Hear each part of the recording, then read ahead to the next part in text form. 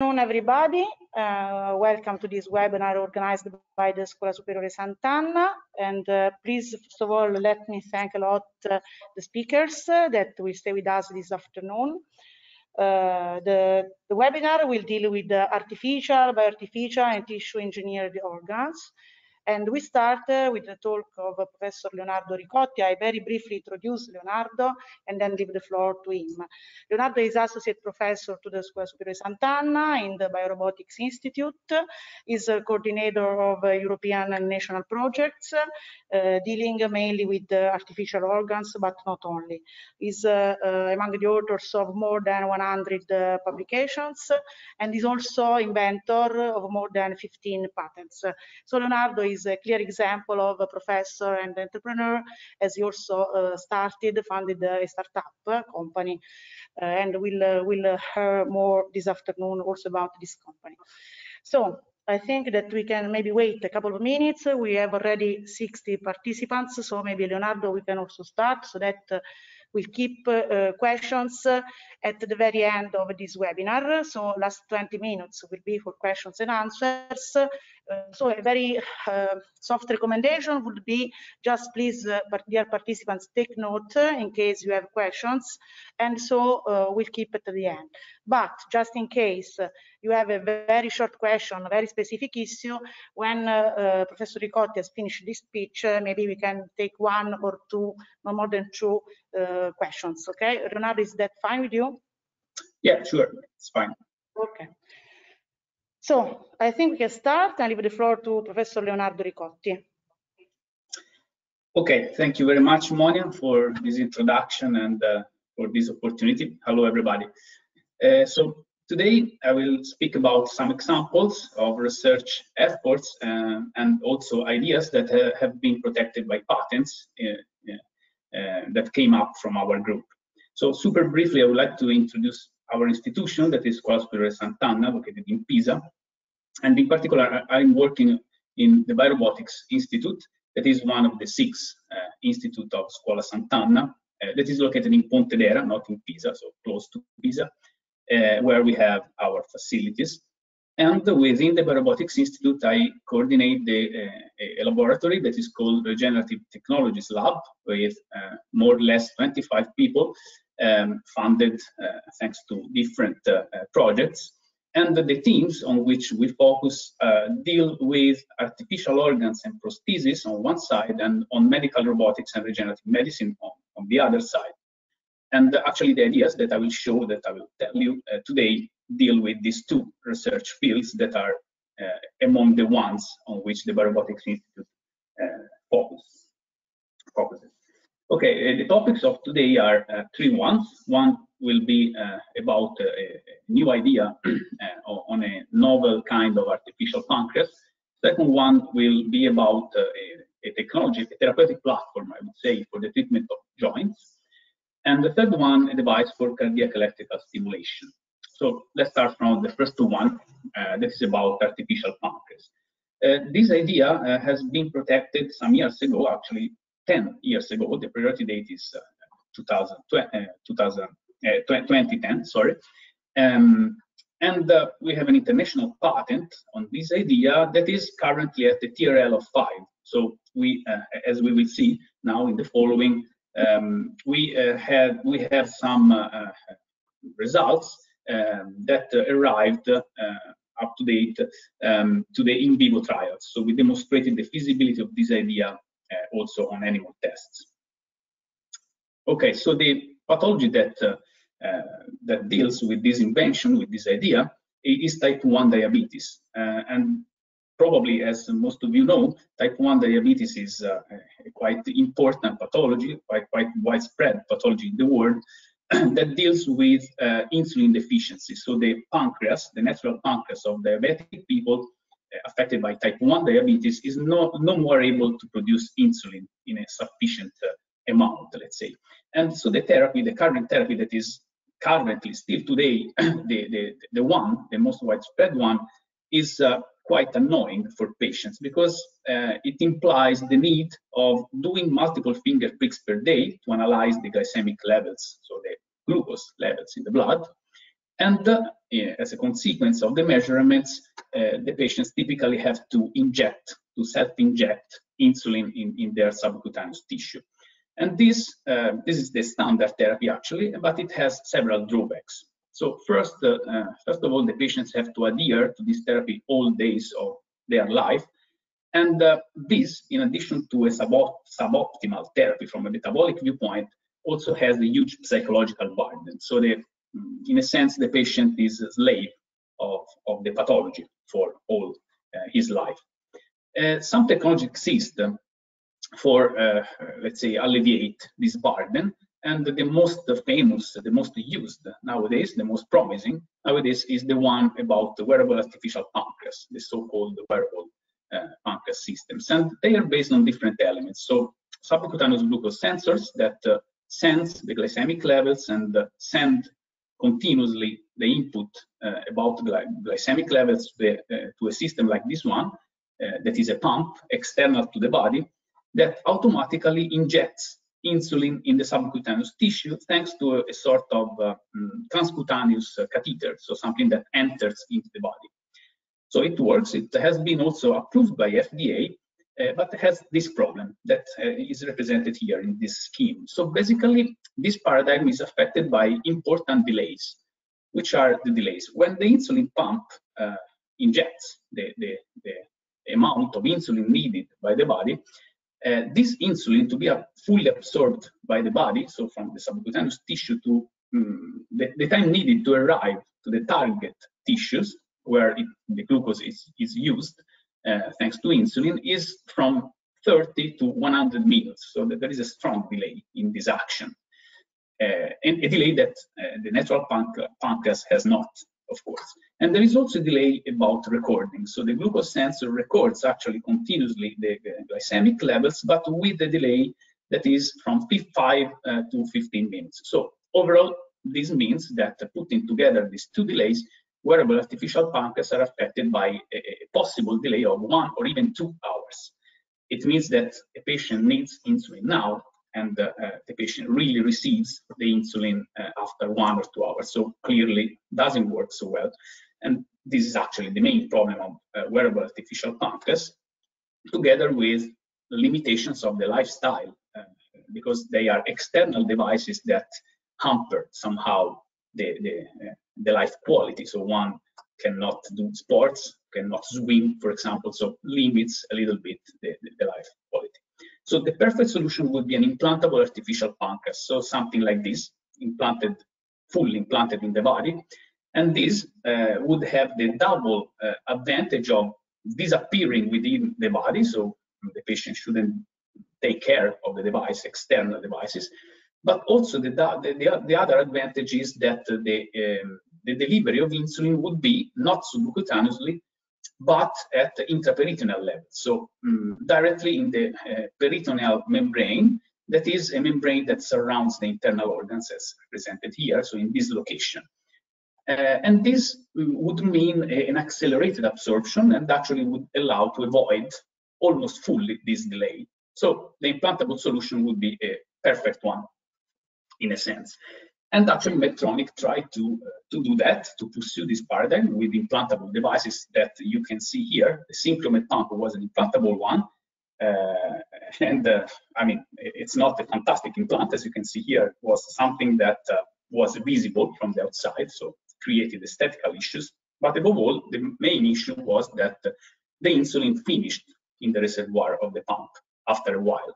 So once the insulin was fully injected, the reservoirs should be refilled, and this was possible, but only with small surgical operations every 4, 5 weeks, 6 weeks. So no patients accepted to be to undergo surgical operations every 5, 6 weeks, and this was the reason why the Synchromed pump was abandoned, was retired from the market. Okay, our idea actually is to recall the paradigm of the fully implantable artificial pancreas, including a new idea. So the full paradigm is depicted by this video that shows how an implantable system can automatically inject insulin, so avoiding that the patient has to inject insulin by himself, and this can automatically adjust the glucose levels. And this is something that the already existing technologies do. But the novelty is when the insulin level in the reservoir goes down and there is the need of new insulin to be replaced in the implanted reservoir. So here comes our idea, that is to provide insulin refilling through an ingestible pill. So the patient can ingest simply like an antibiotic or other pills, standard pills, something filled of insulin and smart in a sense that the pill is able to communicate to the device that is approaching to the device itself and can be captured by a magnetic system, and the insulin can be transferred thanks to a punching system from the capsule to the implanted reservoir. So refilling, in a sense, the implanted reservoir in a non-invasive way. And the capsule then can be released, so can be undocked and released. So in a non-invasive way, just ingesting a pill, it's possible to restore the insulin level fully. The other issue concerning implantable devices is battery. So batteries typically run out after a while, especially if we are dealing with active devices.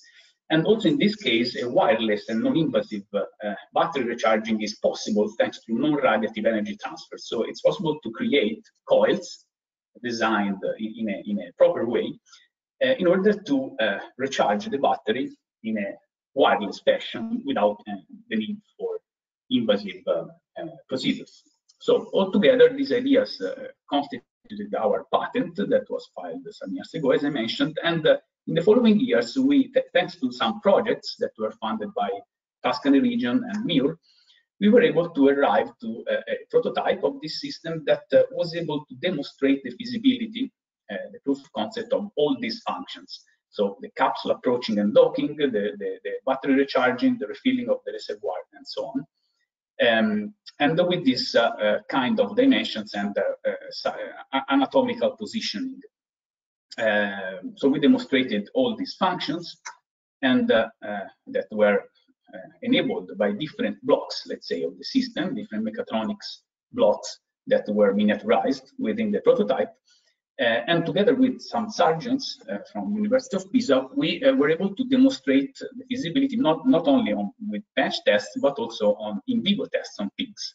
So the system was implanted in this region of the pig, and then all the other technologies and all the other steps that were shown previously in the video were demonstrated, included capsule approaching, docking, transfer of the insulin from the capsule to the reservoir, battery recharging, and also surgical considerations, surgical steps were optimized in order to make it the implant safer and functional.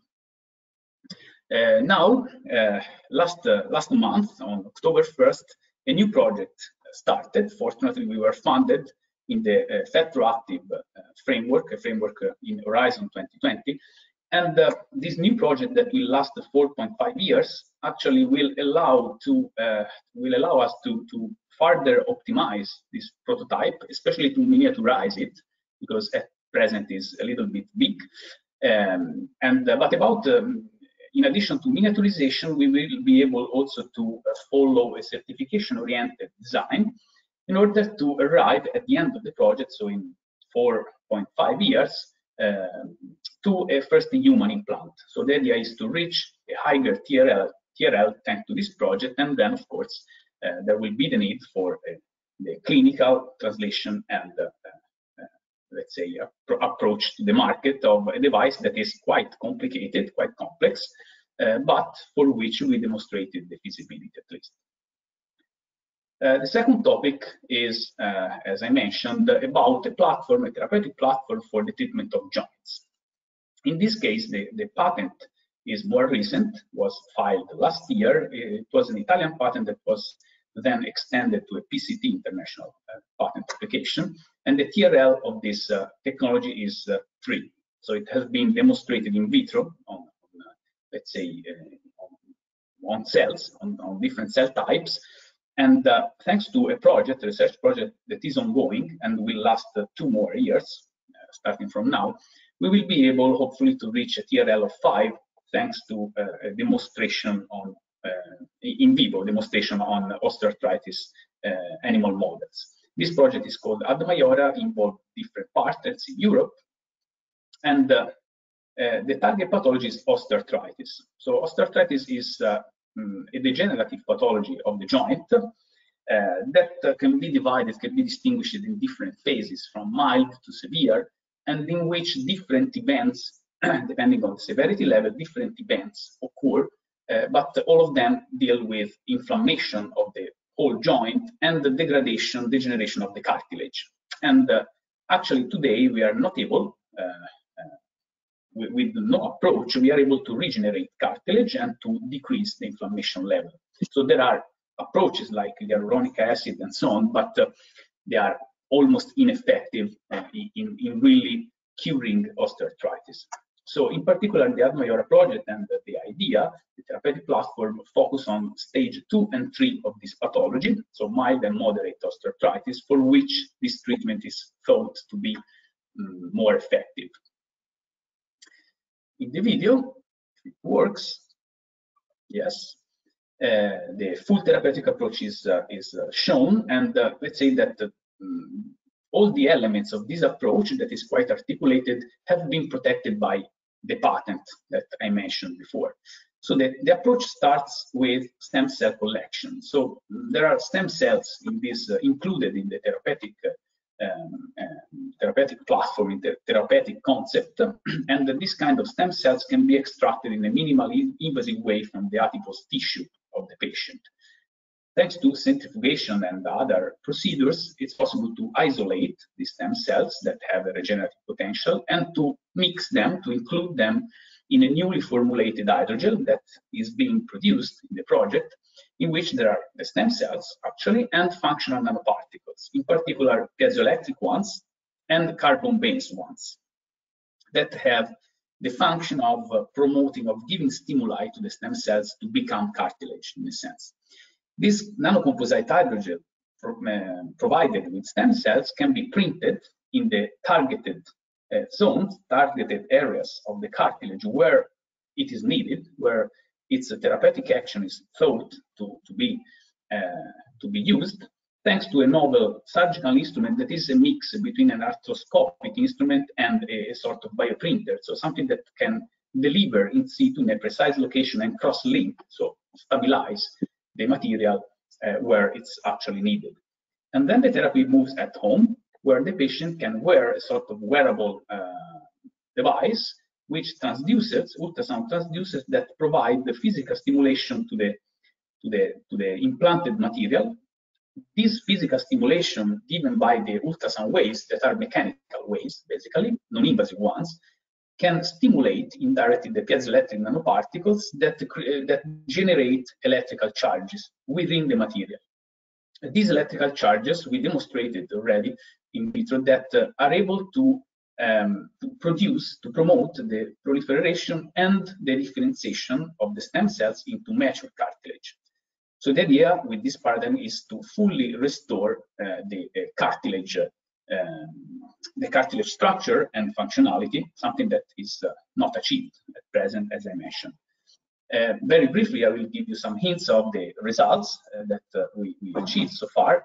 In particular, we worked on the material on two sides. So on one side, we demonstrated the possibility to have therapeutic patches, piezoelectric ones, exploiting the effect that I showed before, that could be used as a sort of, really patches that could be applied in the region of interest. This had was published in a scientific paper very recently, and had a lot of visibility in terms of online news, television interviews, and so on. And several patients actually are asking us information on this kind of solution that is actually promising. But we are also exploring injectable hydrogels that are the solution that is actually shown in the video, in which the therapeutic stem cells are inside the material.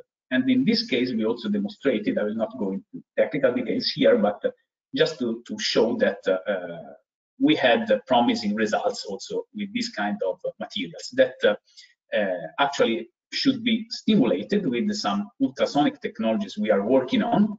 Also, in this case, I will not give you, maybe if there are questions, I can answer later, but it just to show that we are working on many technologies related to ultrasound because we want to really control the ultrasonic dose at the target to promote these beneficial effects. And we are also working a lot on the bioprinting tools needed to deliver precisely the materials at the cartilage site. The final objective at the end of this project, that will last 2 more years, is to achieve a 60% reduction of degeneration due to osteoarthritis in animal models after 4 weeks of treatment, and 90% reduction after 3 months. So the idea is to almost stop the degeneration due to this pathology, and to promote the regeneration of cartilage. The third device, the third idea that I would like to present very quickly in the last 2 minutes, is about a device for cardiac electrical stimulation. Also in this case, we have a recent patent protecting this idea that was filed last month. It's an Italian patent, and here the technology is less mature. It's a TRL of 2, or between 2 and 3, I would say. And this is the motivation. The motivation is to treat some dysfunctions of the electrical conductivity of the heart. So the heart has a quite complex net, let's say, of nerves that allow an electrical conduction, electrical activation of the different portions of the heart itself. And in particular, the main actor is probably the atrioventricular node that regulates let's say, the contraction between the atrium and the ventriculum, and gives appropriate times and coordination to the contraction of the different elements of the heart. When this electrical pulse transmission is hampered, for example, by different pathologies, some different possible dysfunctions emerge, including brachycardia, desynchronization of the 2 ventricles, and other ones. And the only way at present to treat this kind of dysfunctions is the use of pacemakers. The pacemakers evolved in the last years, and new technologies are available, like leadless pacemakers, so pacemakers that do not have this kind of long tube here, that is the lead, to stimulate, but are just implantable and smaller systems. But in any case, they have, all pacemakers available have several problems, or at least open issues that concern the need of batteries, because they are active and quite complex devices that should be replaced over time. They are quite a big, relatively big system, and they need a quite invasive procedure to be implanted. They are subjected to infections. Traditional pacemakers are subjected to subcutaneous infections, like you can see here in the left picture. The most novel pacemakers, the leadless ones, are subjected to endocarditis, that is represented in the right picture, with a non-negligible frequency. They are not compatible with MRI, and they are typically very much, quite costly, I would say. So our idea is something very simple and very low cost to be developed. We called it the cardio patch, and it's based on 4 elements, 4 simple elements. The first one is represented here. It's a piezoelectric patch that can be applied. So it's a film, a piezoelectric film, that can be applied on the atrium, and thanks to the deformation, contraction of the atrium, is also deformed, and generates, thanks to its piezoelectricity, an electrical signal that goes to the element 2, that is basically a passive electric circuit, so something that doesn't need a battery, but just modulates in a passive way the signal. And then after the modulation, thanks to some wires, the signal can be brought to the ventricle or to the 2 ventricles, depending on the therapeutic action. A variant of this technology can be used to collect, let's say, the residual contraction from one ventricle and bring it to the other ventricle in case of desynchronization of the ventricles. This device is fully passive, so no batteries are needed, has a small size, so it's minimally invasive, has almost no risks of infections with respect to the pacemakers, could be also produced in a version that could be MRI compatible, and is for sure low cost. We have a know-how and quite consolidated know-how on piezoelectric patches, and they are also able to produce relevant voltages. As you can see here, 2-3 volts are something fully reachable with this kind of patches when deformed, and this is enough for the therapeutic application that we have in mind for the heart. And we are collaborating on this idea on the Monzino Cardiological Center, that is one of the top centers in Italy concerning heart therapies, heart-related therapies, with several top-level clinicians in this area. And we are now, let's say, finding funds to bring this technology to a higher TRL, both in terms of technology optimization and in terms of in vivo tests. Thank you very much for your attention, and I'm available for questions now or later. Thank you. So thank you so much, Professor Ricotti, again for this talk. Thank you. Okay, so Leonardo, I don't know if you can stay with us until the end of this webinar so that we'll keep questions yes. for last part. Okay, thank you so much. So now it's time for Alberto Mazzoni. Alberto is a researcher at the Institute of Biorobotics of Sant'Anna School. And his main topic of research activity is diagnosis and therapies in neuroengineering, mainly, with applications in neuroprosthesis, therapies, and so on. So, Alberto, now I give you permission for sharing the web. Just a moment, please. Okay.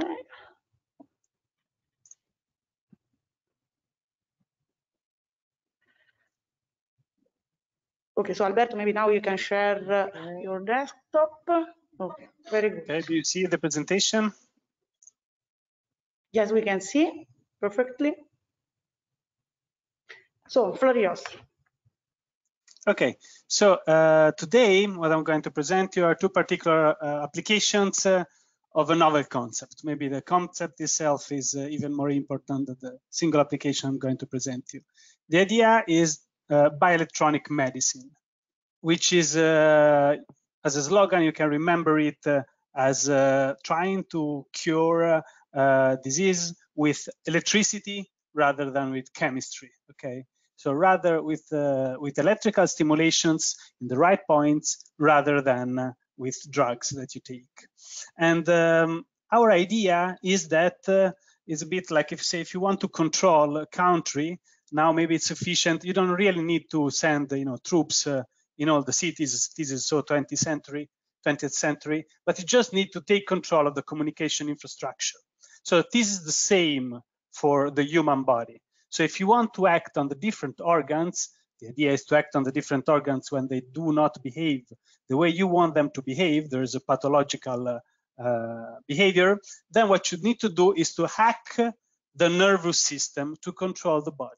So the nervous system controls all the functions that you usually think are associated to the nervous system, like sensory perception or movement, but also a lot of other functions are controlled, in particular by the autonomous nervous system that, as we will see in the first application, regulates also the different part of metabolism. So what we call it is, to oppose it to pharmaceuticals, is electroceutical. So medical treatments for chronic diseases based on electrical impulses. So basically you have to develop a neural interface and then you have to give the right amount of stimulation to the right fibers in order to make the organ controlled by your fiber do what you want it to do. The advantages compared to this classic pharmaceutical approach is that this is real time. So you don't have the problem of the diffusion of the drug in the body. Okay, you stimulate, and as fast as electricity is propagated by axons in the nervous system, you get the effect that you want to have. The second advantage is precision. Again, when people, there are a lot of side effects. We will see one right now. In the second example, when you take drugs for fixing some specific aspect that is not working, a pathological behavior, then you cannot really prevent the drug to spread in the blood and in other areas unwanted. And then the fourth advantage is what we are really interested into in the computation neuroengineering laboratory and in the translation neuroengineering area led by Professor Micera, is close the loop electroceuticals. So the idea is that with the same interface, you are able to read the activity such in a way that you find if there's a pathology, when is the onset of the symptom, and only then you can stimulate. In this way, you avoid a lot of collateral effect and you get a personalized treatment. So you can adjust the particular interface to the particular symptoms of the specific patient, the way you stimulate and the treatment, and even adjust it on time. Okay. So the first question we try to answer is, okay, Professor Ricotti saved all the people affected by type 1 diabetes, the one that affects the pancreas. But then what will happen to the people with type 2 diabetes? Well, we shared, me and Leonardo some years ago, and he will save type 1 diabetes patients, and I will save type 2 diabetes patients, except that so the problem is completely different. So type 2 diabetes is not that the pancreas is not producing insulin anymore, but is a dysfunction of the way the production of insulin is controlled, okay? And so it's a perfect pathology to be addressed with bioelectronic medicine. So basically, our idea is a device that focuses on the carotid region, which is close to the carotid, the vein that you have present. So you know for sure. What happens is that there are a lot of cells right in the carotid where there's a lot of blood going through it, that act as chemosensors, right? Is the right place to place a chemosensor.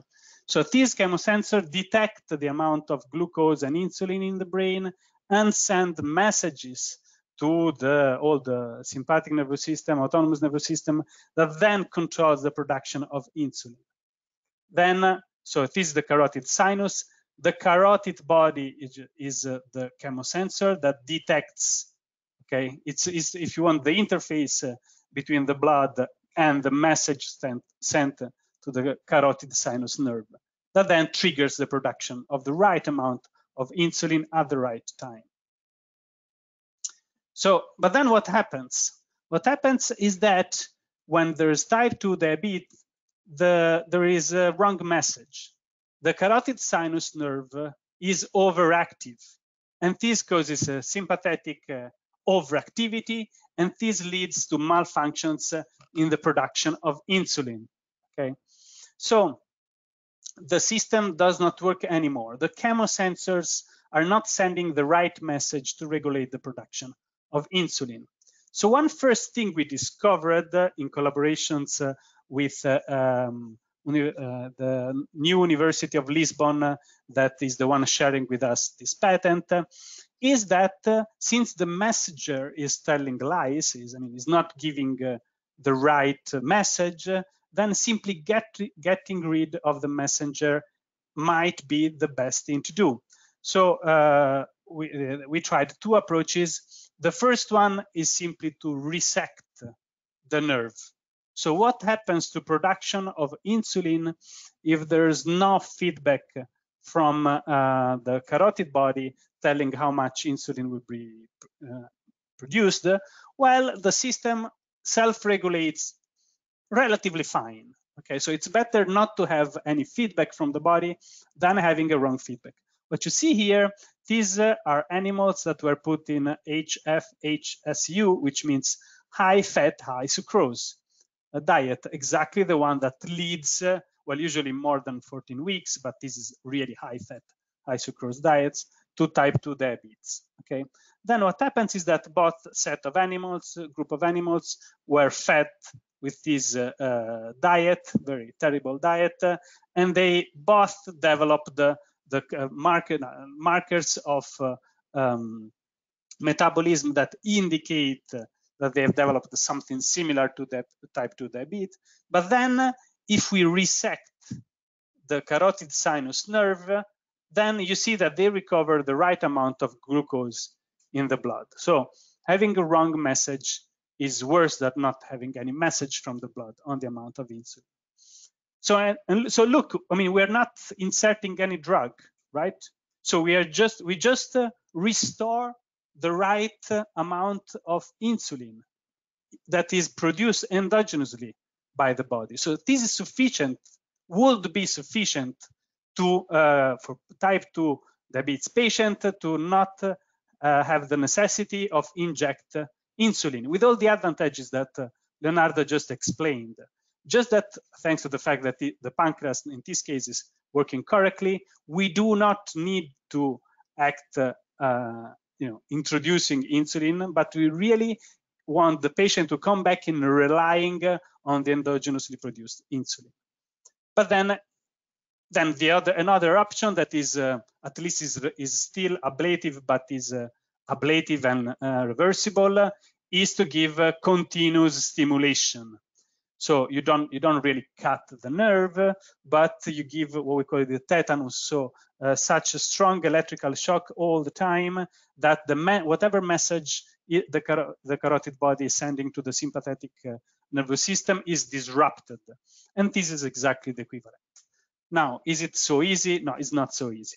Why is not? Because thanks to the complexity of the nervous system, in the carotid sinus nerve, there is not only the messages about insulin. There are a lot of other messages that are going through this nerve. So you cannot, eliminate with just one action all the complex feedback mechanism that there are in this nerve because you want to get rid of just one of it.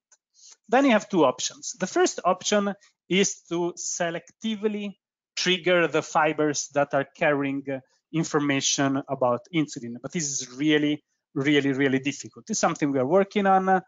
We have a project, we are doing experiments, but it still is not patented, so I cannot say right now so much.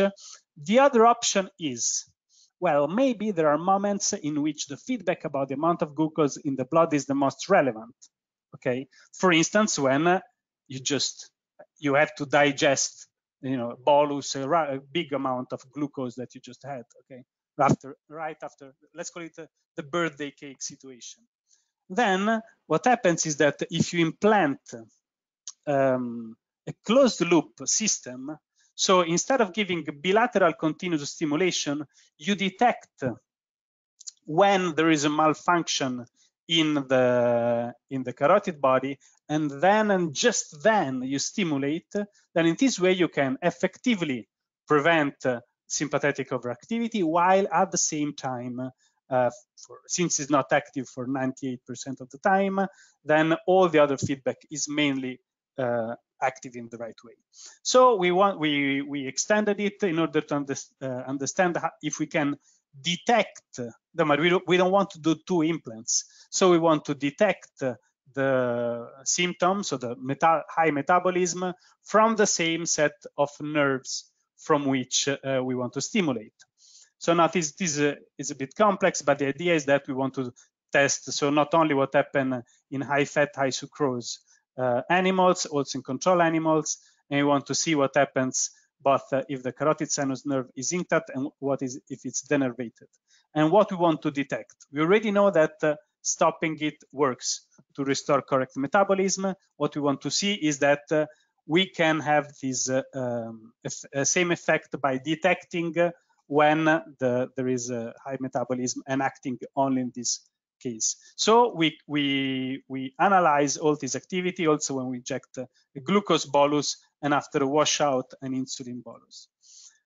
To make the long story short, we notice that there is, when in presence of glucose injection and insulin injection, we can find a neural marker that tells us what's going on, and it's a shift of a shift in frequency that is more prominent in high-fat, high sucrose, so diabetic model animals.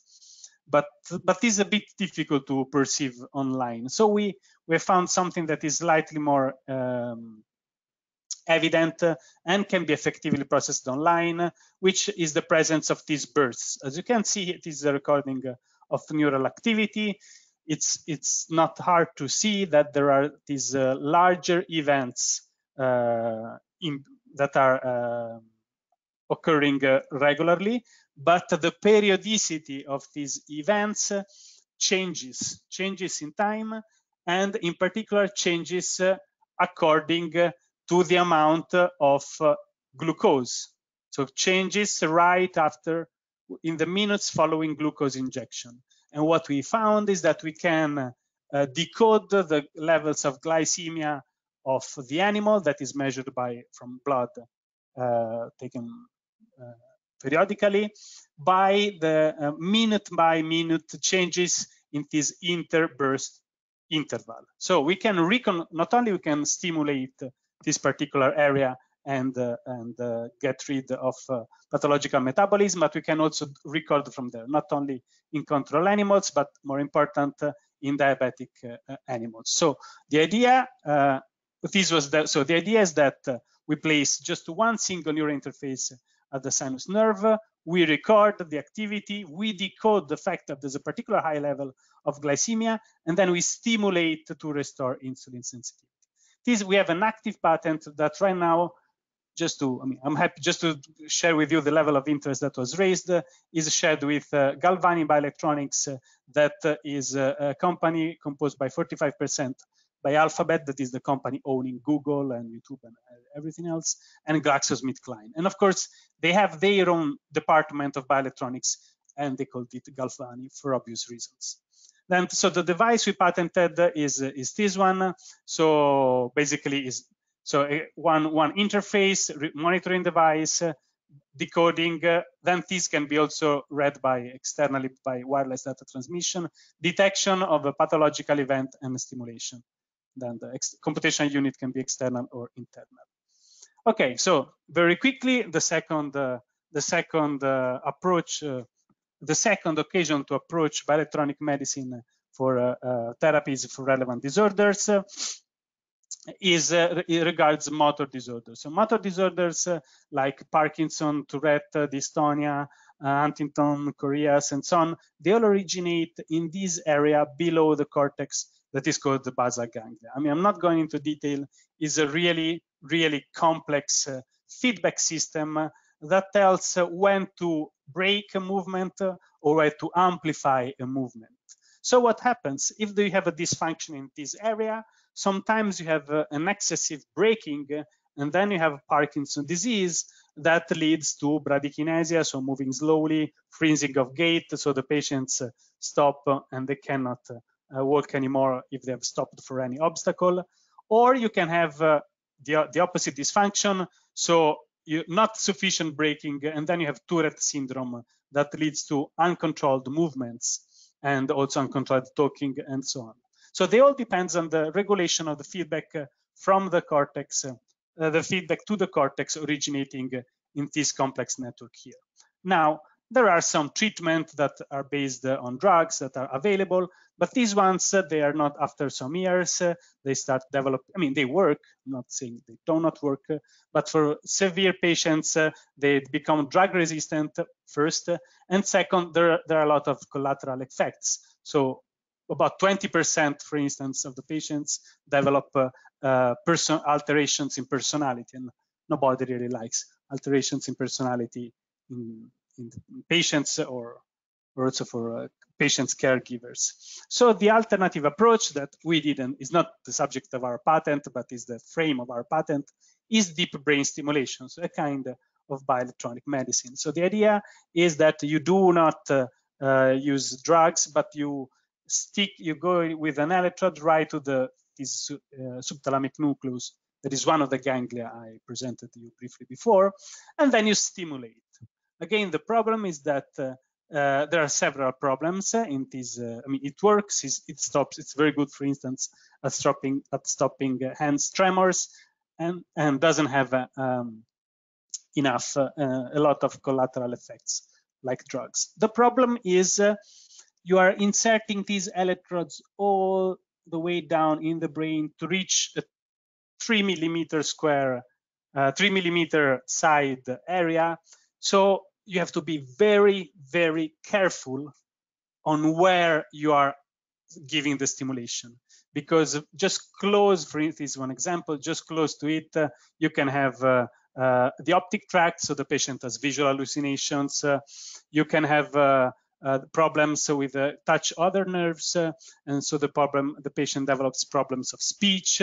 I have one grant from the Fresco Foundation trying to solve this particular kind of problem in Parkinson patients that are following deep brain stimulation therapies.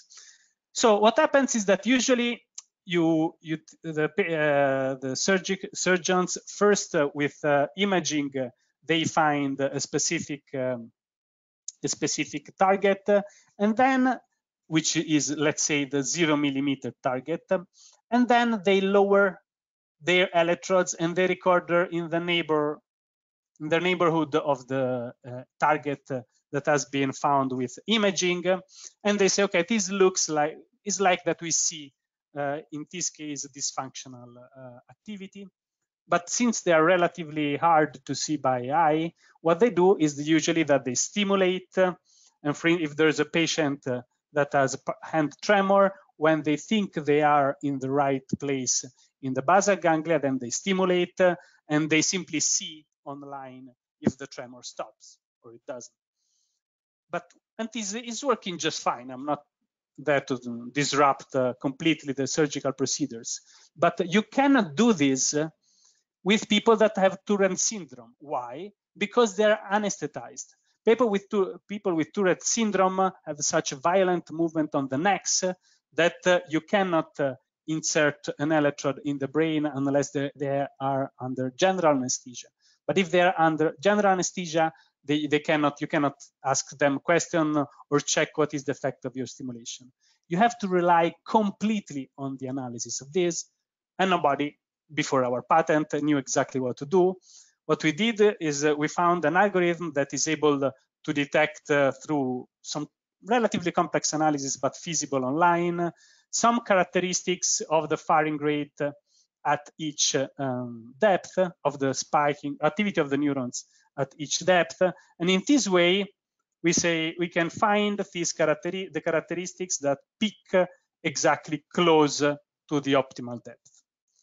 And they might be the regularity, or they might be the presence of particular oscillations, different things. So the basic idea of the patent that we recently got was, so you have the electrode is inserted in the patient brain, in the patient subthalamus or some area in the basal ganglia. You have these electrodes, but you don't know if you are in the right place. And once the surgery is over, I mean, the skull of the patient is closed and the electrode stays there forever. You don't open a second time the skull to adjust the position. So you want to be sure that is the right location. Then what happens is that thanks to our algorithm, you have an online analysis of what is happening here. Now, I don't enter into the background. That tells you a ranking of the quality of the stimulation if it was delivered in this particular point, also making use of a database of reference data, and then tells what if this is the right place, or among the inspected places, which is the best one. So for instance, we found that there is this shape factor that is a measure of the efficacy of the irregularity, and we find that the neurons tend to be highly irregular in close to the optimal target in a database patients. Then when online, the surgeon is recording from 2 locations and then says, well, what is the best one? Where do I have to stick the electrode forever, in location 1 or location 2? Then our algorithm tells, okay, you see the shape factor here is less, so you should definitely, and it's very close to the optimal value, so you should stick here the electrode. Or same thing just by looking at the characteristic oscillations in the brain. So, or even combining different factors. Now I'm running out of time. And so this is just to say that based on this algorithm here, or based on following this logic flow here, we developed this classification algorithm that is able to tell the surgeon online during the implant of the stimulator where is the right place to stimulate. And so we have seen 2 different applications of bioelectronic medicine. So giving the right pulse or reading in particular the electrical activity, and being able to record it online can be very useful to stimulate in the proper way and treat different disorders. Okay, so thank you so much, Alberto, for your speech. So we'll keep questions at the end of this session, if you don't mind staying with us until the end. So we are a bit late, but now it's time to listen to Gioia Lucarini. Gioia is in this moment CEO of Relief. Relief is a spin-off company of the Scuola Superiore Sant'Anna. Gioia had her PhD and also postdoc activity at the Scuola Superiore Sant'Anna, but also at Harvard Medical School in Boston. So now the floor is yours, Gioia, and with permission as speaker. Thank you, Monia. Okay, now maybe you can share your screen. Yeah. Okay, perfect. Okay. Hello, everybody. I'm Gioia Lucarini, the CEO of Relief. I'm sorry, please, if you can start your camera. Yes. Okay. You can show. Perfect. Thank you so much. Perfect. So I'm the CEO of Relief. Relief is a young startup born in March 2019 with the main object to develop an endourethral sphincter against urine incontinence. This is the story about the possibility to valorize an academic patent by means of a startup. The problem is urine incontinence. Urine incontinence is a huge problem.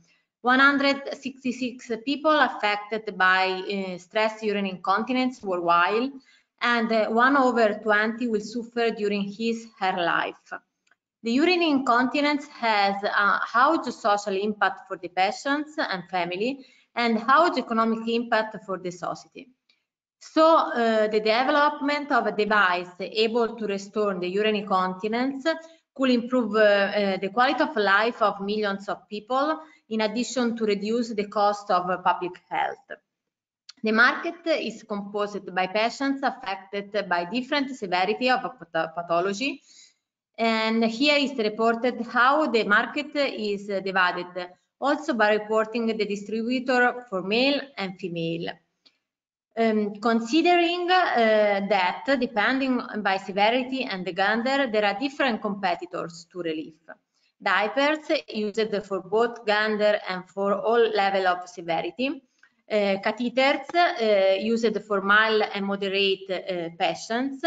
Sling that are efficient solution only for female with moderate urine incontinence.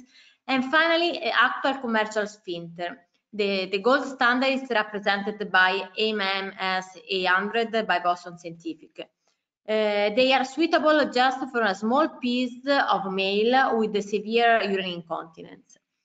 Our solution satisfies an unmet clinical need because it is an efficient solution for patients of both gender and with the severe urine incontinence that are estimated to be 35 million. And has the opportunity to be an efficient solution also for moderate patients. So, considering that, we estimated a TAM bigger than $10 billion. But let's start to the beginning. How from the idea we reached the prototype first and the product then. The story started in 2013 when Tommaso, my business partner, was a young student in biomedical engineering. He, together with his family friends and neurology, Novello Pinzi, had the idea of innovative magnetic sphincter against urine incontinence. They submitted the first main patent and paid by their personal financial resources. Then Tommaso came to the Scuola Superiore Sant'Anna and he carried on a master thesis on different topics, but he proposed us his idea. The first step was to find a financial support in order to transform the idea in a prototype. We obtained first a small research project financed by Cassa Risparmio di Lucca with the Suavex project, and then a bigger support by INAIL with the Relief project for a total amount of 900,000 euro. More details are in the next slide. So in 12X project, based on the first patent, here you can find the details. The first prototype were designed and produced. As is reported in the video, the concept of the sphincter. The sphincter is based on a polymeric valve, a safety cursor, and internal magnet.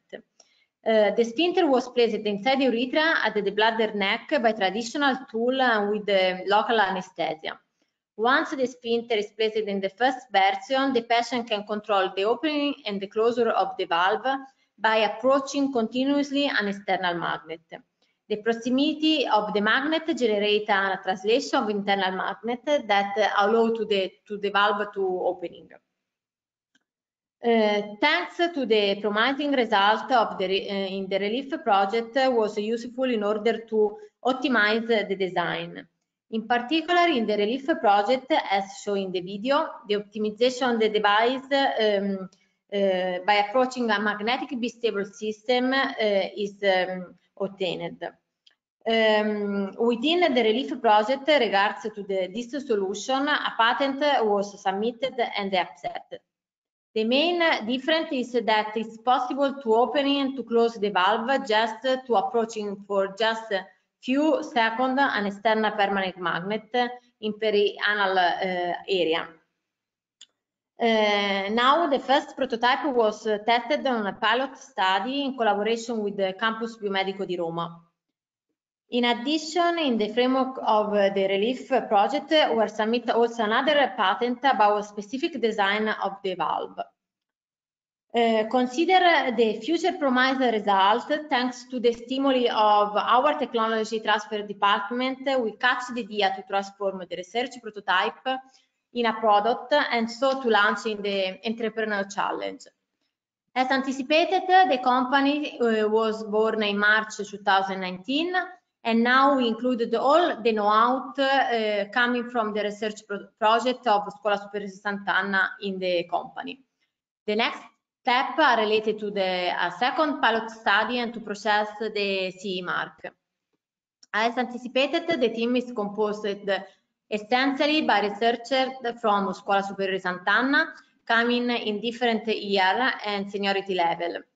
In addition, in the team there is also the urologist that had the idea with Tommaso, now our medical advisor, and G-Factor from Fondazione Golinelli, that is our first investor. This is our product with several advantages respect to the competitor. It is minimally invasive, it is easy and fast to insert and to remove inside the urethra. It is easy to control them, and it is suitable for both gender, and it is invisible. Our business model is to be designer and selling of the product. All component is in outsourcing, and we support also with the specialized distributor in order to facilitate the introduction of the product in private and public hospital. Actually, our IP portfolio included 2 patents. The first PCT patent, that is the main patent of technology, is in the relief for an exclusive licensing until the end of the patent. And in the last summer, we obtained also the exclusive license about the optimization about a magnetic bistable system with the Scuola Superiore Sant'Anna and INAIL. Here is reported the main feature of the contract. In conclusion, I believe that we are a nice example of how the technology transfer from university to startup is possible in Italy, and it can work. Here is reported several awards that we obtained, and here is reported the content information for any question or curiosity. Thank you.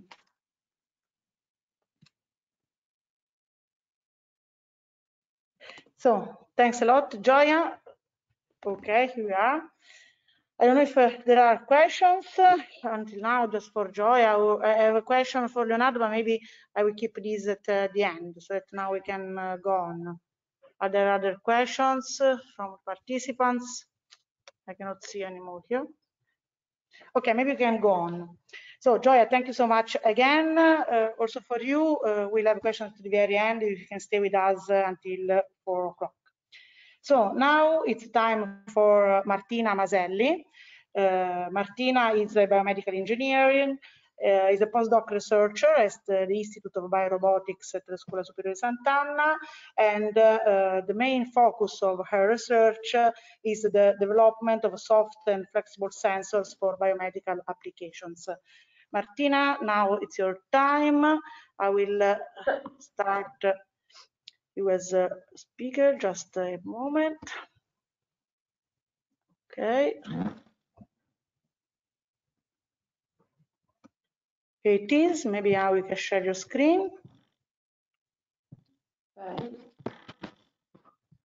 Okay, perfect. We can see it, and also webcam is fine.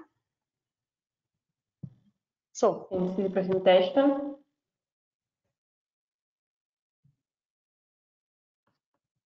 okay, we can see the slides. So maybe you can start. Okay. Thank you so much. Okay. Good evening to all. I'm Martina Maselli, and I am a biomedical engineer with a PhD in biorobotics, obtained at the Biorobotic Institute of Scuola Superiore Sant'Anna. Today, I want to show you the potentiality of soft mechatronic technology, especially for medical applications in which a soft interaction with a patient is preferred. As I said, I have a PhD in biorobotics, and today I keep working at the Biorobotic Institute in Pontedera as postdoc researcher. In particular, I work in the group of Matteo Gianchetti, which is the coordinator of soft mechatronic for Biorobotic Lab. Our group is composed of different people, postdoc researcher, PhD student, and also master student. In particular, each of us works on a specific aspect in the study and development of systems and technologies based on soft and flexible material. Over the years, our research group has been involved and is still involved in various funding projects, especially European projects, starting with Octopus, one of the first projects that paved the way for our Institute to Soft Robotics. Octopus project aimed at developing a bio-inspired soft robot able to move in water, to elongate its arm, to reach and grasp and to locomote, similar to Octopus. TFLOP is another important project that aimed at designing and developing an innovative soft robotic arm useful for minimally invasive surgery. More recently, in iSupport, we developed and integrated an innovative service robotic system with the purpose to support older adults during making tasks. Even more recent and still ongoing hybrid art, where at the end of the 5 years, we aim to develop a soft biocompatible artificial heart. Obviously, in this project, we work closely with a consortium of European partners. However, collaboration are not based only on European consortia, but we have other collaboration over the globe with different universities or industrial partners with whom we collaborate in national and international projects. In all these projects and collaborations, our main goal is the development of soft, elastic, and deformable systems with variable stiffness for safe interaction with humans and environment, opening to robots a wide range of application possibilities. Soft robotics can show all its potentiality only if all the components of the system are contextually taken into consideration, going behind even the biomechatronic approach in terms of integrated design. We are working on several soft, flexible, and variable stiffness technologies, and the different integration of these technologies leads to the creation of different soft robots for several applications. As said before, bio-inspired robots such as Octopus that offer inspiration for the design and development of new soft actuation systems, new sensors, smart material, modeling, and control systems. We are working in multifunctional devices, such as pneumatic actuators, and in the last few years, new and promising soft mechatronic technologies are emerging, offering a new possibility to fill the gap between natural and artificial muscles.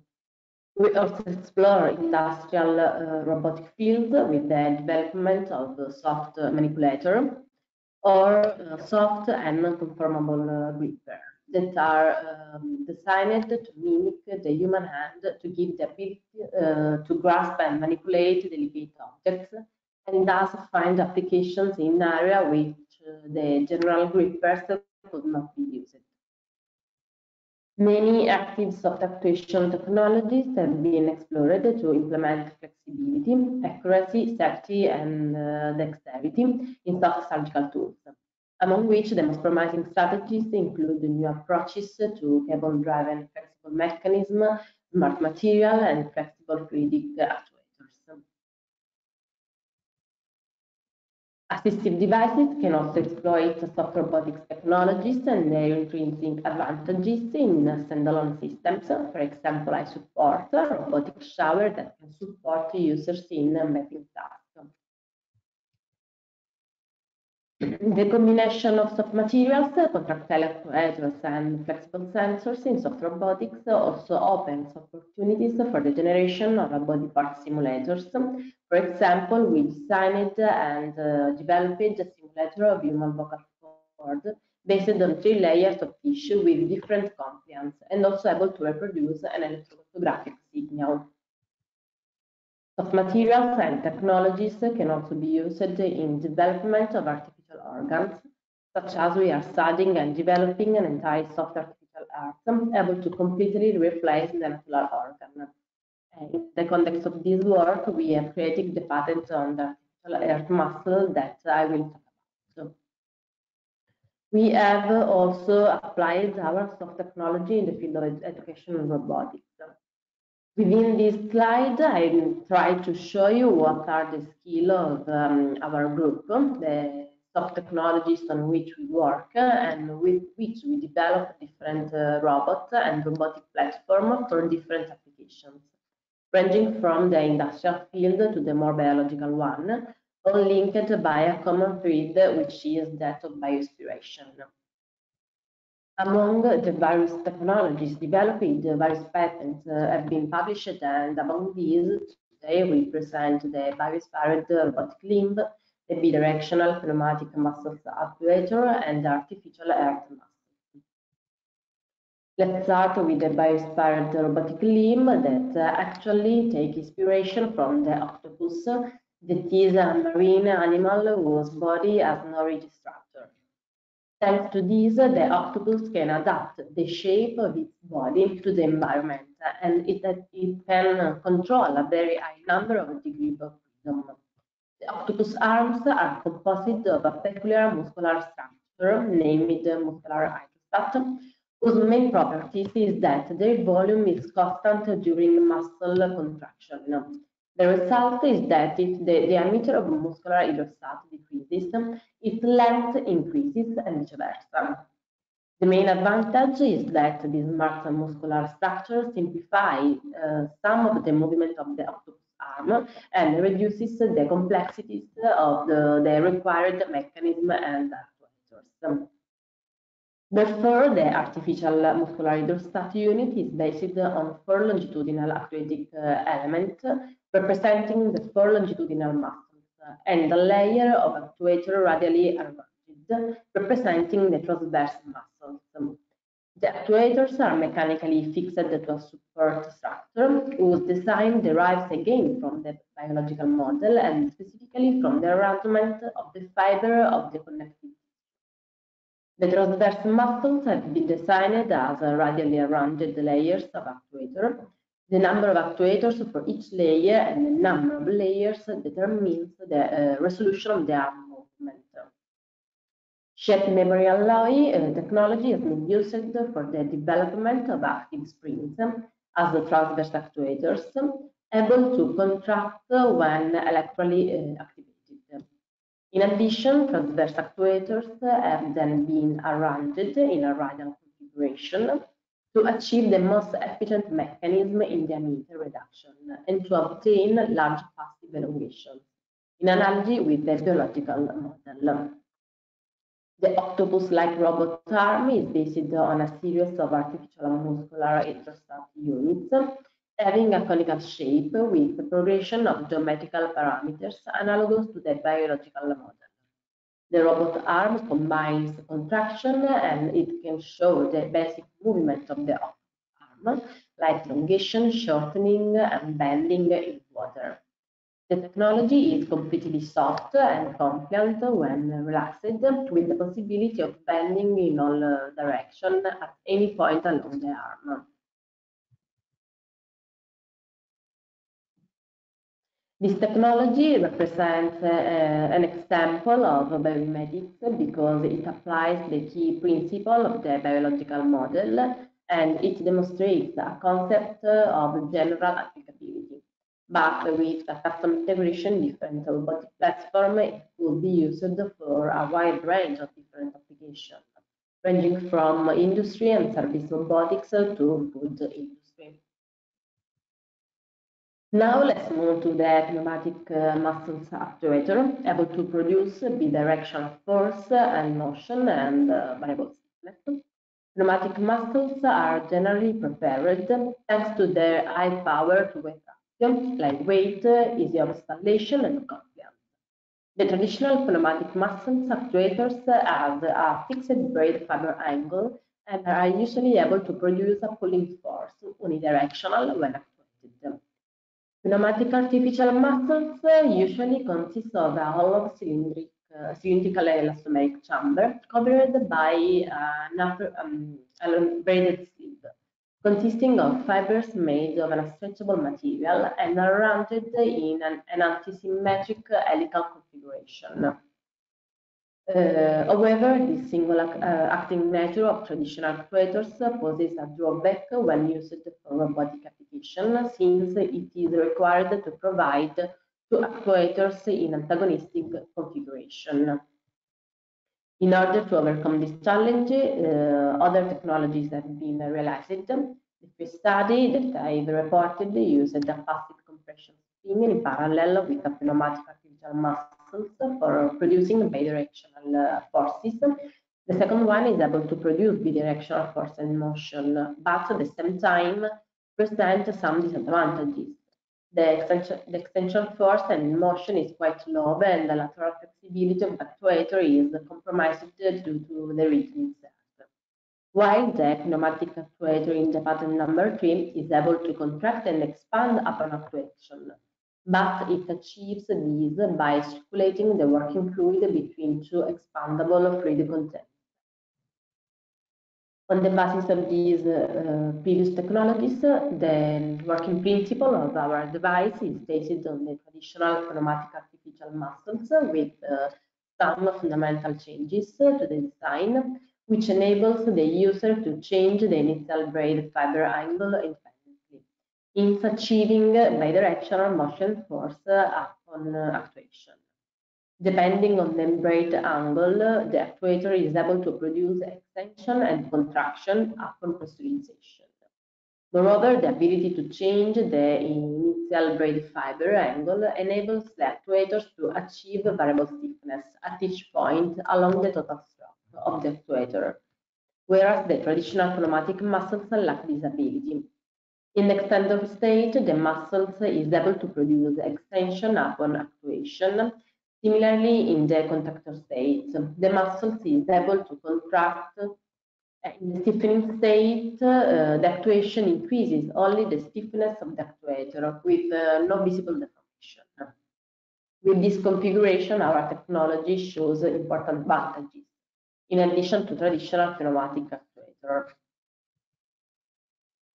Such mechanism can be used as a compact, powerful, and safer actuation approach, which can be used in a number of applications ranging from robotic manipulation of motion to industrial automation.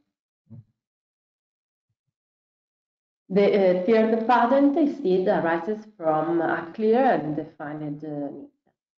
Heart failure is estimated to affect about 23 million patients worldwide, and for patients with advanced heart failure, transplantation currently remains the preferred therapy. But donor organ availability is very limited. Approaches like tissue engineering and left ventricular assisted device still present unsolved important tissue. In the most severe cases of heart failure, a biventricular cardiac support is required. The devices that face this challenge is the total artificial heart. However, the clinical options are still very limited because at present there is only one total artificial heart that has been approved by the Food and Drug Administration. This device and many other under study and development unfortunately have a large number of problems and limitations. Even though the currently available total artificial heart offers up to end-stage patients who have no other therapeutic choices, considering their device limitations, the existing total artificial heart are never intended as a destination therapy, but as a bridge to heart transplant only. Due to the spreading research on soft materials and compliant actuation technologies, new soft solutions have also been developed. The first device, reported on the left, comprises a flexible substrate to deliver compression forces and at least one soft actuator disposed laterally to deliver torsional forces. But it works as an assistive device only. McMurray developed a soft pump. The device one of the fastest actuation cycles, but the reached stroke volume remains below the physiological values. Another device is a 3D printed heart-shaped pump. This device, however, was not able to deliver the physiological stroke volume against the systemic pressure. To overcome this limitation, we aimed at developing the first fully biocompatible soft-actuated heart, which can completely replace a patient's heart. And this actually is the goal of Hybrid Heart project, which aimed at integrating soft mechatronic components, tissue engineering, and wireless energy transfer to develop and bring to the clinical software compatible artificial heart.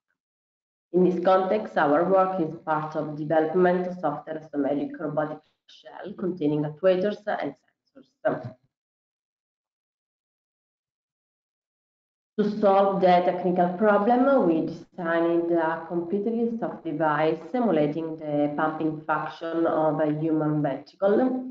The idea came from a study of the anatomical part of the heart, which demonstrates how the heart can be associated with a muscle band rolled up on itself, with a defined arrangement of muscle fiber.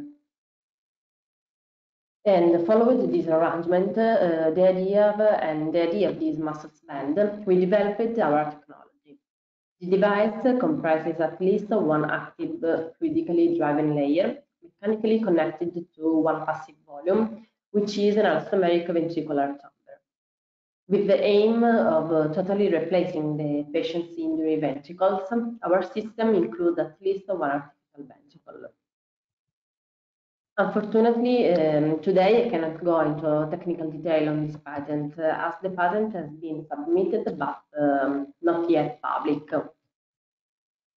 Even if our technology is in a laboratory validation stage, it is growing many advantages, such as the reduction of natural tissue damage, greater pumping efficiency, simplification of the manufacturing process, use of biocompatible and deformable materials with properties comparable to those of myocardial tissue, and the adaptability and flexibility of the solution to patients. Obviously, if you are interested, I'm available to provide, together with my team, additional description for this patent. And of course, in general, I remain available for anything, and we will be happy to establish new contact and new collaboration with you. These are my contacts, and thank you for the attention. Okay, thank you so much, Martina. Thank you very much. So I am collecting questions that are on the chat. So please, I invite you, all the participants, to make more questions, and we'll keep for the end. So Martina, also for you, if you can stay until the end of the session, I forward to you questions in case they should arrive. Okay. So thank you again. And now it's time for last speech of this session before questions, and it's time for Andrea Frosini. Andrea is now has a lot of experience in technology transfer in general, management of intellectual property and so on.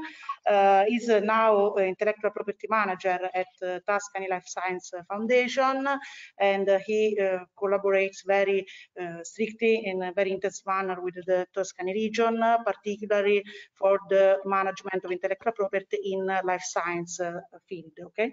Then he has also some international experience at the National Institute of Health, Case Western Reserve University, and so on and so forth. So now, Andrea, we are more than interested in listening to you, to your speech for this session. Its speech isn't from academia, but is, let's say, we'll try to give some item, some advertising, some recommendation for also the phase after research. What happens after research? Trying to bring to the market a prototype, a medical device, and so on. So, Andrea, time is for you. Thank you. Thank you for having me. Can I share my presentation?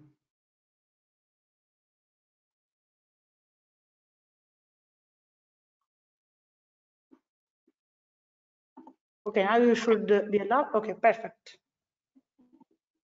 There we go. Can you see it? Yes, we can see slides. Thank you. Perfect. So thank you very much again, and for the nice introduction, and thank you for having me here. I will really briefly try and show you which challenges the developers in the field that we've already seen this afternoon shall face from a regulatory point of view. Regulatory point of view meaning all the steps that are taken into account when some product exits the lab and gets into the developing phase and industrial development phase toward its application on a market. We've seen so many promising cutting-edge technologies today, so artificial pancreas ranging from artificial heart down to electroceuticals. And actually, we've already seen that at some stage there is a need for money, investments, and advices in order to bring all these elements to the market. We heard about people like Alphabet, GSK, big guys that will allow these projects to really fly and reach the goal that they would like to fulfill. So basically, I will try and show you which are the references, especially in Europe, in order to develop a product on the market. And I will focus, of course, on the subject of this topic, so ranging around medical devices and artificial organs. The starting point for every single technology that has to be developed, into a product is, of course, starting from an unmet medical need. That's the very beginning of the phase. So we have to identify the needs and screen for them. Then we have to invent, so concept generation and concept screening. That's what we've been hearing from the researchers that we heard before. Then comes the strategy development and business planning that's implemented towards, once again, the regulatory stakeholders. So basically, all the rules and regulations that we have start from definitions. So they define what an artificial organ is from the point of view, of course, of the regulatory. So basically, some material that can replace and restore the function of a missing or totally dysfunctional organ in the human body. Of course, also supporting and enhancing it. And right away, we can see that it's very complex to see where these, let's say, single technologies will fall into these definitions and all the criteria that we have to bear in mind when we try and develop a valorization out of these researches. For instance, when we deal with artificial organs that are based on biomaterials, we have to stick to the medical devices regulations. While, for instance, when we start thinking about bioartificial organs that can encompass and embed into them some biological cells, some biomaterials, that we are facing regulations that go towards pharma and also ATMPs, advanced therapy medicinal products. Tissue engineered organs, for instance, there are alternatives and with scaffold to organs that can be used as scaffold to integrate cells. They are ATMPs in the light of the regulation I'm talking about. And last but not least, there are really many borderliners. As I say, there are many technologies that we have to really characterize in order to see whether they fall within the scope of these regulations. So we always say that we start from the point of view of patenting, because the first step is securing legal rights on the technology. And of course, we all know at the EPC in Europe what is patentable, everything that is new, that is inventive, and has an industrial application. But when it comes to biological inventions, so the industrial use of biological active material, then we have to find, let's say, where our invention falls within the scopes of the rules that are in the EPC related to the biotechnology inventions, and especially Rule 23C, which tells us that anything that can be isolated from its natural environment or technically produced can be patented. And also an element isolated from the human body or produced by technical means can be patented. So basically, to cut a long story short, this is the less complex, let's say, part of the reasoning now today, because actually anything that is isolated from the human body and produced by technical means, unless an indication of a function is given, then it's patentable. So basically, from the point of view of patentability, we are safe that it's very easy to understand. Not very easy, but it's easier, let's say, to understand where the road is leading. So stepping back to the different types of categories of inventions into this area, I will try and see with you what are the regulations that we have to stick to. So basically, if we have a medicinal product that we have a directive that it's called now, it's 2004, but there are modifications all along the way. Then we have regulations for the medical devices that still has to be implemented. I will show you briefly later, and a new regulation on advanced therapy medicinal product. Every single one of those will depict the clear picture of all the requirements that the law asks to the developers in order for them to allow both first the use in humans, and second, and so the tests and the trials that come along with it, and second, the allowance to get to the market, and so the product to be sold. Tissue engineered products, they are, as I said, advanced therapy medicinal product. And in this scheme, you can see that there are regulations that range from IVD down to pharmaceuticals. I mean, really small molecules like aspirin. And all that stands in between can fall under different regulations in Europe. Again, this is very important. This is Europe, of course. This doesn't apply right away when you go to the US or Japan or somewhere else. There are slight differences. The approach is basically the same, but there are differences. Basically, what happens revolving around, let's say, all the medical devices valorization, the range of technologies is very wide in this field, and the laws tell us what is considered medical device. So basically, something that doesn't achieve its principal intention by means of pharmacological, immunological, metabolic means, but other like ways of expressing the function. So we have to meet some essential requirement regarding basically the information on the product, but also all the reporting requirements related to, for instance, what happens when the product is on the market, so the vigilance, and also, of course, being CE-marked, because that's the very starting point of ensuring protection on a product on the market in EU. So once we've noticed that we fall under this regulation, we have to find out, according to the classification, in which class our product falls. And basically, according to that, we will be facing different ways of developing all the data and information that we have to gather together in order to build a package of information to be submitted to the relevant authorities. So basically, there is a development pathway, and there is a first step always related to prototyping, we all know. Then we have to fulfill some requirements related to preclinical and clinical testing, which is very important because it's always the same. I mean, in this area of life sciences, the end user is a patient. So for its safety, we have to ensure that the approach is safe and then effective. Of course, seek for regulatory approval downstream.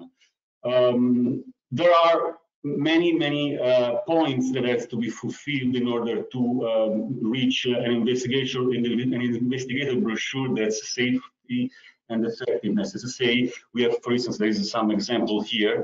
We have some specific tests that we have to provide to the authorities in order to demonstrate that there is safety and effectiveness, of course, by using our medical device. And many ISOs, so quality standards that we have to stick to, because ranging from quality management system down to risk management and also usability of medical devices, all this has to be taken into account, because we have to demonstrate all this to the authorities that are waiting for us at the very end of this journey, to provide them with the relevant information they need. So basically, this is very important. We have to stick to some rules that come along the way as soon as we step out of the laboratory and we start, even with a spin-off or startup company, to develop industrially the solution. The relevant regulation on medical devices is still to be executed, because actually, due to the COVID pandemic, it was about to be issued on last April 2020, but it's been postponed until May 2021. So there is still time for this regulation to be really applied, but we already know what we'll be facing in the future. So the regulation, of course, has many scopes and main points, and of course, very important and very difficult, let's say, to foresee at the very beginning, but very important to be considered during this valorization and devising of the project, is the clinical evaluation. So what we have to do in order to demonstrate the clinical efficacy and safety of the approach that we are proposing, with all that comes along with that, as I say, post-market surveillance, the registering of the information at the suitable databases in Europe, and so on and so forth. So basically, what we have to bear in mind is that this is something very, very strict to be considered.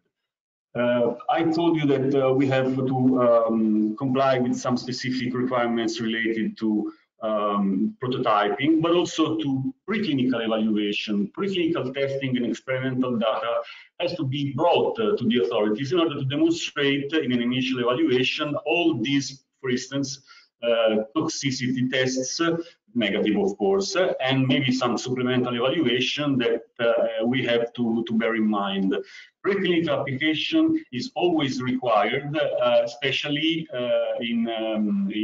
of course, in high risk and implantable devices. When the preclinical studies are ready, and so this is the bulk of information that will allow the researchers and the developers to start studying the clinical effects, so to start a clinical trial. So the clinical investigation must be performed on this product, and studies must be notified, of course, to the relevant ministry. In Italy, we have the Ministry of Health, and to be authorized by ethics committees. As I said, ethics here is very important, and always a pre-assumption that we have to make when we deal with these kind of technologies. So the investigation, we will see briefly after, can be done on pre-market medical devices, that's to say the ones without CE mark, or on medical devices that already have a CE mark. Maybe they don't have the CE mark for the use that's foreseen, but still the CE mark is to be taken. So we have different ways of dealing with that. Either it is pre-market or marked CE. I told you about clinical trials, and that's a very big part in terms of time consuming, let's say, in terms also of investments needed, because you can see here these are data that are related to pharmaceuticals. So the way is a bit shorter for medical devices, but still we talk about years. We range from 6 to 13 years, as you can see here. And then it comes all the regulatory part that we have to fulfill towards, in Europe, EMA. Then we go for the pricing and reimbursement that say we have to know who is going to buy our product and who is going to pay for that. In Italy, many of those will be the healthcare system. So the public authority will buy our product, and this has to be bear in mind from some points of view. And then, of course, all the surveillance that comes after the phase 3 is completed. And so in phase 4 clinical trial, we start and see the behavior of the technology on the market. This is why, for instance, talking about really some really current issues, COVID vaccines and COVID antibodies, we are still waiting for them because they are in these phases here now. So the technology is there, but we need time. There are some fast tracks that can apply during pandemics, but still we need time for these technologies, vaccines and antibodies, to reach the market, because we have to ensure their safety and effectiveness, of course. So basically, we have stakeholders, many stakeholders during, let's say, the strategy development of our valorization schemes. We have investors, we have the end users, we have the governments, because they reimburse more than 50% of the times they will be our, let's say, counterpart. You have regulatory agencies, let's say you have EMA, you have FDA, you have all the authorities that will allow some products to be developed and marketed in their territory. So all of this has to be taken into account when we think about the strategy to put a value on a technology that has to be developed and, of course, maybe patented. So basically, my take-home messages now are, first of all, every single technology that reaches the market is based on 3 pillars plus the third one. So the fourth one, sorry. So we have a market value, of course. You have to have a market on the basis of which, by the way, you will, let's say, calculate the value of monetary value of the technology that you have in your hands. You have a scientific value, of course, because the science that we've seen today is the starting point of everything that we will be facing during this kind of journey. And of course, legal meaning IPR, this is say patents, but not only. We've seen so many requirements that the regulations give us in order to comply with. So basically, there is a quality of research. You've seen the ISO and the quality standards we have to apply. We have to apply, of course, for IPR protection. We have to foresee the contribution of many different disciplines into the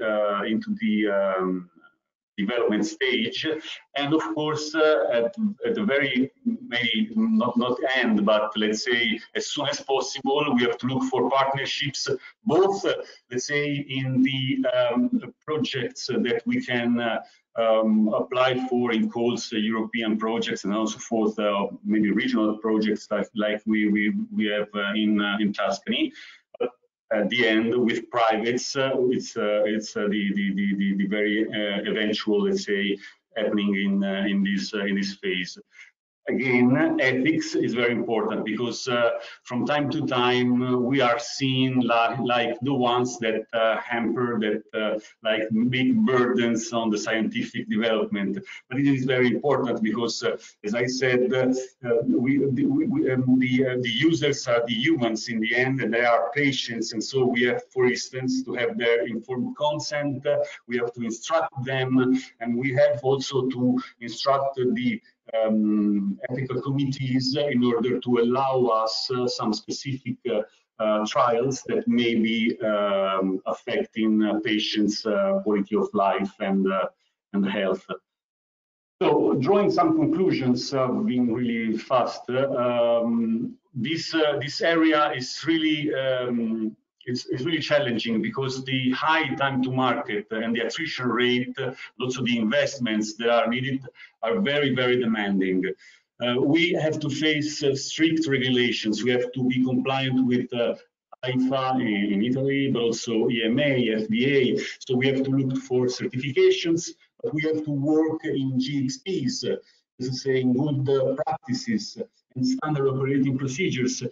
Because the data that we gathered during these phases has to be certified in order to be submitted to these regulator authorities. Then we have the ethical component, as I said, which is essential. And the relationship with doctors and clinicians is very important. I'm very glad that the presentations before me just touched briefly all of these points, because starting from a key opinion leader is very important, because they have not only the medical need, but also the setting in which this product will be used. And so the devices, or the devising of the product, let's say, must be done according to this kind of opinions coming from clinical leaders. Last but not least, the clinical trials framework, because I mentioned all that's required by the law in terms of data and surveillance and so on and so forth. But we start from a very starting point that is very basic. Is it profit or non-profit? We are talking about an institute like the Bioartificial, for instance, the institute in Sant'Anna, that's public. So if you go for a clinical trial, starting from that, you will have a non-for-profit clinical trial that has its own rules, while profit means there is a commercial interest that we have to take into account, because the clinical trial framework will change a lot if we consider this. And also, as I mentioned before, we have to find out whether to start right away with the prototypes, so pre-market analysis, or maybe wait for a CE approval, so CE marking, and then moving towards clinical trials. These are the conclusions that I drew very briefly. I am open to questions, of course. I would like just to end with this, because this is a manual that the European Union has issued on borderline classifications. That's to say, they know it's difficult to find a way throughout this whole complexity. So they give us also a manual to understand better where the innovation that we bring to them will fall.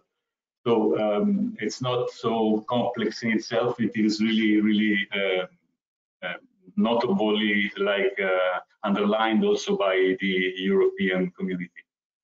So thank you very much. Okay, thank you very much, Andrea, for your interesting overview on the regulatory framework around medical devices, clinical trials, and so on. So now we have the last 15 minutes, and I would like to invite again all the speakers to switch on your camera, if you don't mind. And in the meantime, I invite all the participants that are still with us, and let me thank also all the around 90 participants that we had this afternoon with us, to make your questions on the chat.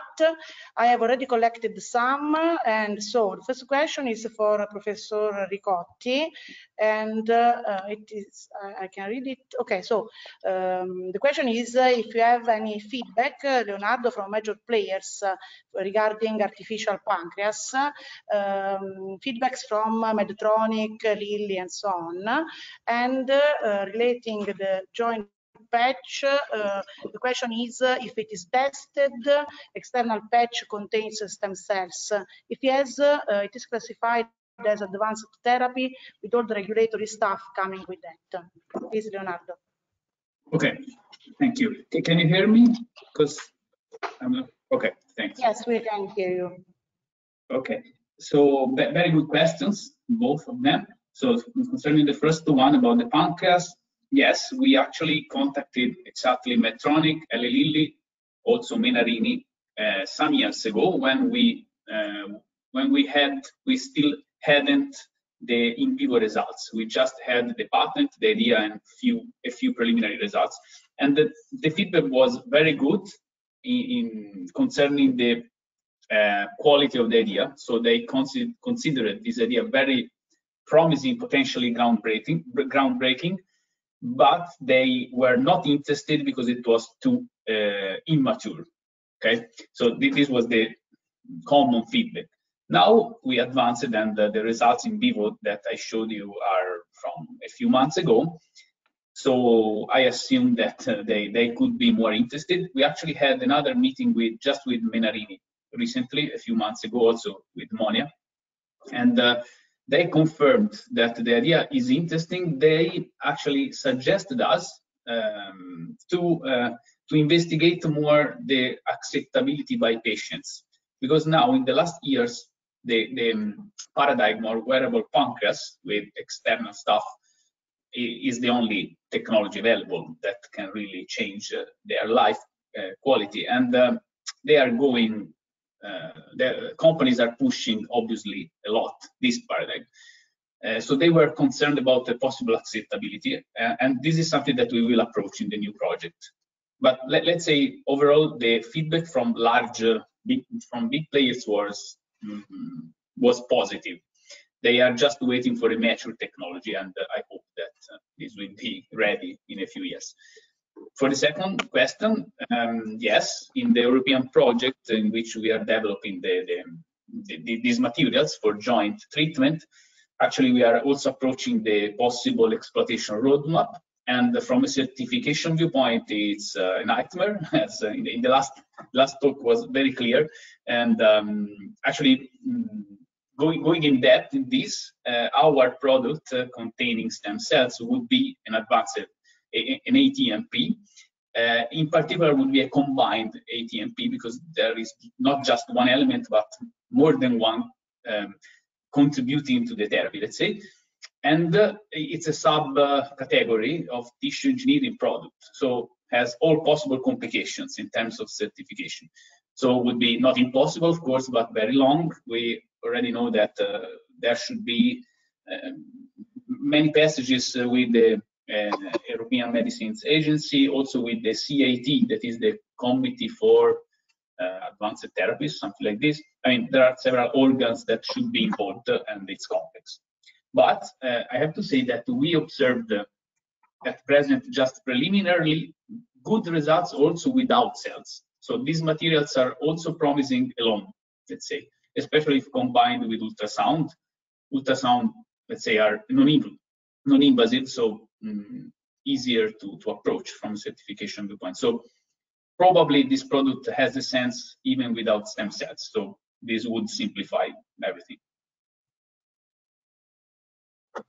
Okay, so thank you very much, Leonardo. I apologize, but I have a technical, there is a technical problem, so we have to finish 5 minutes before 4, just to let's start the next webinar. So now I have a couple of questions collected from the chat for Alberto Mazzoni, and I also read very quickly.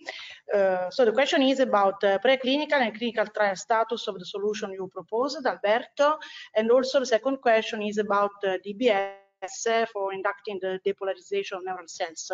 Why not use the deep TMAs? Then now there is a further question for Leonardo regarding artificial organ, but I don't know if you have time for it. Please, Alberto. So I'll be very quick. So the first question, the first patent, so the one about type 2 diabetes, so far we have only done experiments on animals. We're moving toward larger animals, so we're going from rodents to pigs, because in this way the dimension of the device will be similar to the one in humans, but that's where we are now. While in regarding the algorithm for localization of hotspot for deep brain stimulation target is we have right now 3 different clinical partners that are using so far. It's I mean, it's more a retrospective study, but so we have already data on the efficacy of the different features, but still we haven't entered the true clinical trial with a prospective study so far. But in this case, we have multicentric data from human, even though it's still in the retrospective. We haven't, I mean, transcranial magnetic stimulation is it's a relatively strange idea. So I know that there are some persons that do it, but I mean, deep brain stimulation is a fixed implant, while transcranial magnetic stimulation first is a bit easier for surface because of obvious reasons, for the cortical surface rather from the basal ganglia.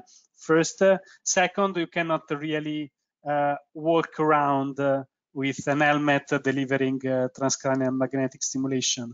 So it's considered to be more, and there are tonic effects on the deep brain stimulation that are not simply reproducible with periodic transcranial magnetic stimulation. That's why not only me, but all the major players are going for deep brain stimulation. Okay, so thank you so much, Alberto. I don't know if there is time, Leonardo. I sent you via chat the next question.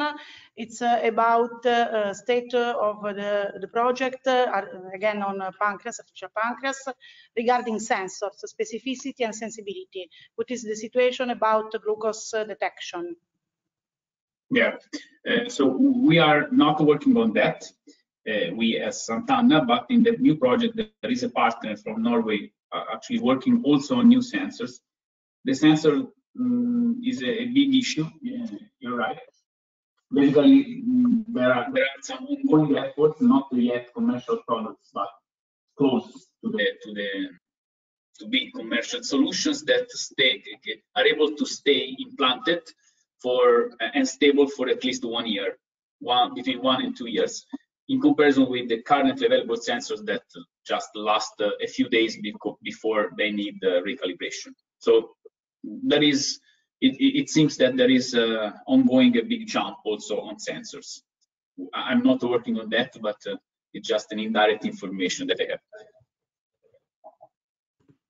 Okay, so thank you very much again to all the speakers of this session. Thank you so much. Thank you very much also to the participants. There were more than 90 on average this afternoon. So thank you so much, everybody. Bye. Bye-bye. Thanks. Bye-bye. Bye. Bye-bye.